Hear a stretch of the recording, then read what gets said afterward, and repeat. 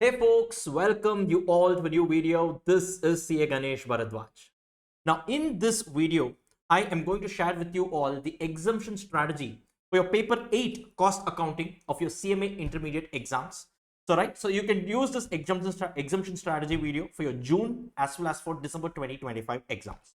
Now, as you all know, your exam paper gets printed for 128 marks. The split up is first 30 marks is your MCQ component, wherein you have 15 questions, each carrying 2 marks each. There is no choice here. So you need to write fairly simple. If you have the conceptual clarity, easily you can handle this portion. In the descriptive part, right? So you've got 7 questions, each question carrying 14 marks. That is generally inside every question you have 2 7-mark questions. Like that, 7 questions are there, out of which you need to attempt any 5 questions. So this is how your exam paper gets printed for. So 7 questions into 14 mark gives you a total of 98 marks. So 98 plus 30, a total of 128 marks is the total weightage of your paper, out of which you need to attempt for 100 marks. So this is how your exam goes. Now if you look at our material, right, the handbook that I've prepared, right, overall, all the chapters, I have broken it down into 18 chapters as a whole, right? That includes the first chapter, basic concepts, which I have created, right? That's a perfect launching pad to enter into the subject. And I've accumulated and called one chapter called as theory. So all the theories have accumulated into one, and I've called it as theory chapters. Now guys, it's very simple and easy to crack an exemption in your cost accounting paper if you follow this time tested approach. Now what you need to do is, I have actually classified and handpicked a few topics that I call it as the all-time high scoring topics, right? And please do watch this video till the end so that you get a complete clarity on what I'm about to say. Now the objective here is to just make sure that you score the maximum by spending the least possible time. Maybe you're watching this video 1 week before your exam, or maybe 1 month before your exam. It could be anything. In either which case, this is going to be a time tested strategy for you. Now guys, if you see, you take any sport, right? Let's say cricket.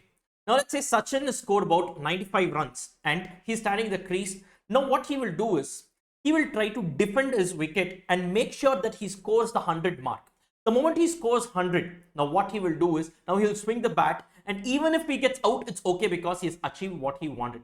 Now I call this as the defense plus attack strategy, which all of us can follow even in our exams. Now in our exam, right, the scoring the first 40 mark is the defense for us.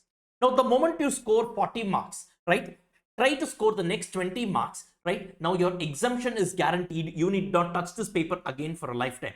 And the moment you cross that, now you can get into the attack mode. Whatever you score right now is going to be a bonus for you. Now guys, I'm telling you, right? Now what you can do is pick the first 5 chapters that I have mentioned here. Cost sheet, material, employee cost, overheads, and cost bookkeeping, basically your cost accounting systems and all.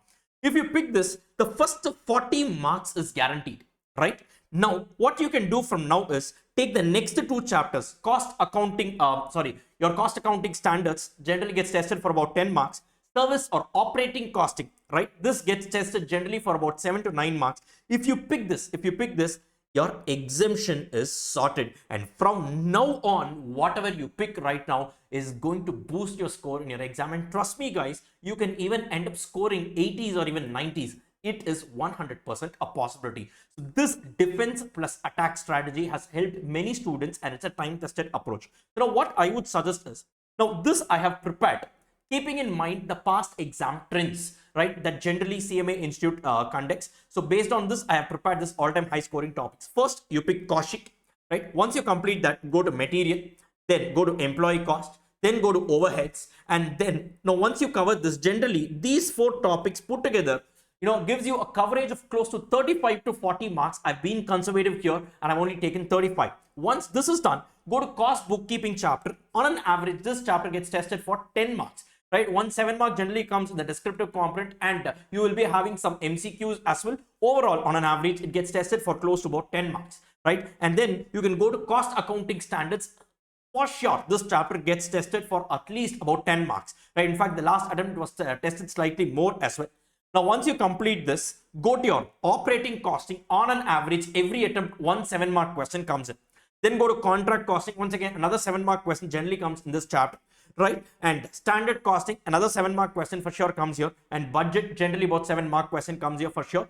Over and above this, you will also be having these chapters in your MCQ component. So on a conservative note, these 4 chapters put together contributes to about 30 marks. Now, these 10 chapters, guys, out of the total of 18 chapters that I have mentioned here, right? If you cover these 10 chapters in the same priority, you will be getting a coverage of 85 marks out of the 128 mark component for which the exam is going to get printed.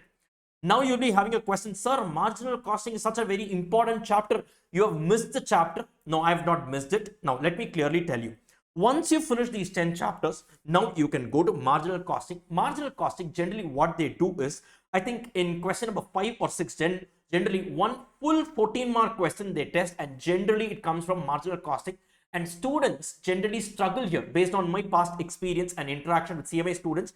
Generally, students struggle here at this question, even though they might be able to, recollect all the concepts, even though they are conceptually strong in the exam, right? In those 3 hours that you get, generally students struggle here. Now, on an average, marginal costing gets tested for a solid 15 to 16 marks minimum. It gets tested.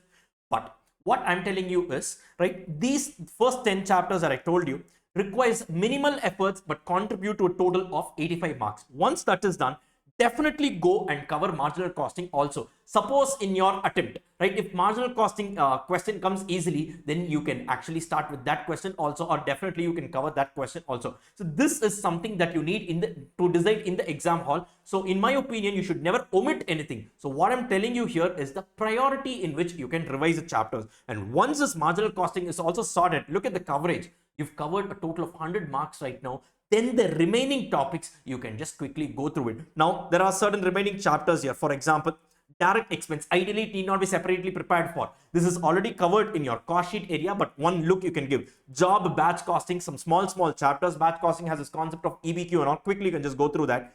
Process costing, join and buy. It's a very important chapter, but process costing, right, requires some time to revise. So that's why I have kept it below the priority. For sure, a question will come from this area also. So that goes without saying, but some students generally struggle. So I have kept it below. So if you have the time remaining, please do revisit these chapters as well. Then marginal got covered, and of course, just quickly have a look at the theory. Now, this way, if you do, now there is no question of passing. Forget that. It's only a question of whether you're going to get a 60 or an 80. So that's the way in which you can think. Now, remember, guys, 5 chapters contributing to 40 to 45 marks, 35 plus 10, 45 marks on an average. 5 chapters, can't you pass? Now, the question here is only with respect to the confidence. You guys have prepared really well. If not for you, who will pass? 5 chapters, first cover it. Defense is taken care of. Go to the remaining next 2 chapters, exemption guaranteed. Now, beyond that, whatever you cover is going to give you a bonus score, right? And if you prepare like this, revise like this, I am sure you can score in 80s and 90s. And I'm not joking, guys. People have actually scored this before. Now, on that note, I'm signing off in this video, right? I will meet you all in CMA final. Bye-bye.